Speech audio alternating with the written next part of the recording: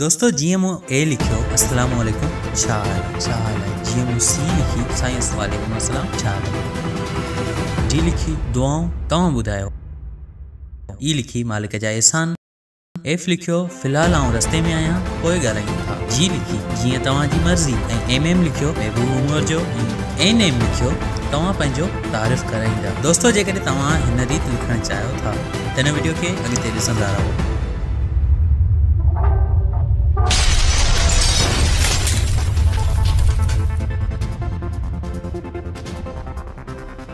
अस्सलाम वालेकुम आऊं महबूब उमर जो इन वीडियो में असां शॉर्टकट जो तरीक़ो सिखंदासीं त जी-बोर्ड में शॉर्टकट ज़रिए कीअं लिखी सघिजे। दोस्तों सब खां पहिरीं तव्हांखे ज़रूरत पवंदी जी-बोर्ड जी। जेकॾहिं तव्हां जी-बोर्ड इंस्टॉल ऐं जी-बोर्ड जी सेटिंग न आहे कई त उन लाइ मूं वीडियो ठाहियो आहे जंहिंजो लिंक आई बटन में ॾेई छॾियो आहे। जेकॾहिं तव्हां जी-बोर्ड न आहे त तव्हां प्ले स्टोर ते वञो ऐं हीउ मूं तक़रीबन 2 साल अॻु इंस्टॉल करे रखियो आहे। जीअं असांखे इहो गूगल जो आहे ऐं तमामु सुठी रेटिंग ऐं 1 बिलियन खां बि ज़्यादा हिन जा डाउनलोडर आहिनि। जीअं तव्हां हिनखे इंस्टॉल कंदो ऐं तव्हां हिनखे ओपन कंदो त हीअ तव्हांजे साम्हूं इंटरफेस आहे, थीम आहे। तव्हां का बि थीम चेंज करे सघो था। जीअं मसलन हिते काफ़ी सारी थीम आउं डाउनलोड करणु चाहियां थो। हीअ डाउनलोड थी चुकी आहे कीबोर्ड खे जेकॾहिं आउं ऑन कंदुसि तव्हां ॾिसो ओके अप्लाई कोन थो करियां। ऐं हेठि तव्हां ॾिसंदा डिक्शनरी जेको असांजो अॼु मेन मक़सदु आहे डिक्शनरी ऐं पर्सनल डिक्शनरी ते क्लिक कयो, इंग्लिश ते क्लिक कयो।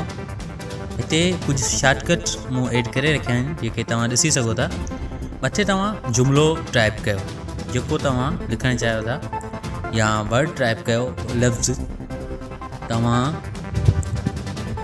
उहो लफ़्ज़ उहे अल्फाज़ या उहो बहरहाल लिखो जेको ऐड करणु चाहियो था। ओके हिन जो शॉर्टकट आउं लिखां थो मिसलन एड ADD। ओके मूं शॉर्टकट ऐड कयो ऐं हाणे असांजी व्हाट्सअप में वेंदासीं ऐं हुते लिखंदासीं ADD त तव्हांजे साम्हूं अची वेंदो। तव्हां उहो अल्फाज़ लिखण में ग़लती थी आहे उहो लफ़्ज़ लिखो जेको ऐड करणु चाहियो था। दोस्तों अॻी जेकी चीज़ आहे जंहिंजे लाइ काफ़ी सारनि दोस्तनि पुछियो आहे कि जेको 1/3 1/4 या इहे कीअं लिखिबा आहिनि, उन्हनि जे लाइ तव्हां अचो अंगनि ते कि जेको कुंड में बटण आहे ABCD उन ते झले बियो ऐं कंहिं अंग ते दॿायो त उहो तव्हांखे हीअं ॾिसण में ईंदा 1/3 के 3/4 ॾिसी सघो था। जेकॾहिं तव्हांखे कंहिं शइ खे पावर ॾियणो आहे मसलन जंहिंखे सग चइबो आहे अलजिब्रा में असां पढ़ी आया आहियूं सग त उहो तव्हां हुनखे ॾेई सघो था कंहिं बि बेस खे सग ॾियण जे लाइ। ओके सिंधी बि ॻाल्हायां पियो अंग्रेज़ी बि ॻाल्हायां पियो बसि ॻाल्हि सम्झ में कोन पई अचे।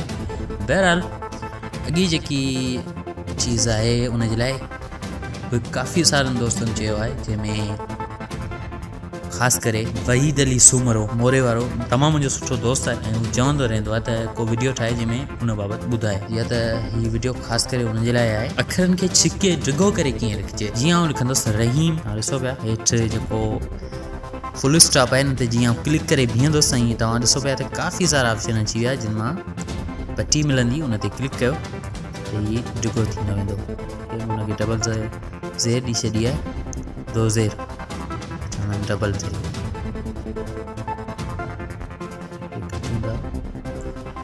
जी वरी बि हिकु भेरो ॿीहर तव्हां ॾिसो सिंधी लिखण जे लाइ सीन खे थोरो डिघो कजे सिंधी। ओके चीज़ क्लियर थी। ऐं हिकिड़ी ॿी ॻाल्हि जेकॾहिं तव्हांखे सिंधी लिखण में को मसइलो अचे थो मसलन सिंधी लिखण सां तव्हां अखर नथा ॻोल्हे सघो त तव्हां रूमन जे थ्रू बि सिंधी लिखी सघो था। जीअं ABCD सां तव्हां सिंधी लिखी सघो था।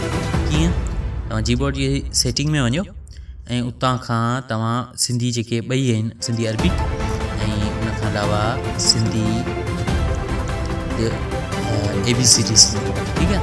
ABCD तीर जो निशान हूंदो ऐं सिंधी। हिते तव्हां ॾिसो पिया त ही ABCD वारी सिंधी ऐं ख़ाली सिंधी ॿिन्ही खे मूं एड कयो आहे। ॿिन्ही ते क्लिक कयो आहे, साई कलर जूं थी वियूं आहिनि। हाणे तव्हां हिते कुझु बि लिखो, जीअं मसलन आउं लिखां थो, लिखां तव्हां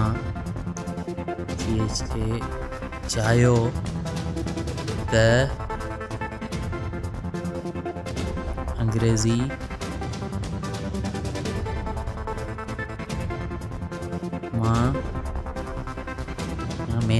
में सिंधी लिखी सघो था। दोस्तों बस ही हुई अॼु जी वीडियो। उम्मीद आहे तव्हांखे पसंदि आई हूंदी। वधीक अहिड़ियुनि वीडियोज़ जे लाइ मुंहिंजे चैनल खे सब्सक्राइब कंदा, ऐं जेकॾहिं हीअ वीडियो तव्हांखे पसंदि आयो वीडियो खे लाइक कंदा ऐं कमेंट्स बिल्कुलु कंदा, छो जो तव्हांजी राय असां लाइ निहायत ज़रूरी आहे। ऐं जेकॾहिं तव्हां चाहियो तव्हांजे दोस्तनि खे ऐं तव्हांजे अज़ीज़नि खे, तव्हांजे प्यारनि खे हीअ वीडियो शेयर कयो। महिरबानी, मिलां थो अॻी वीडियो में। तेसीं ताईं पंहिंजो ख़्यालु रखंदा। अल्लाह हाफ़िज़।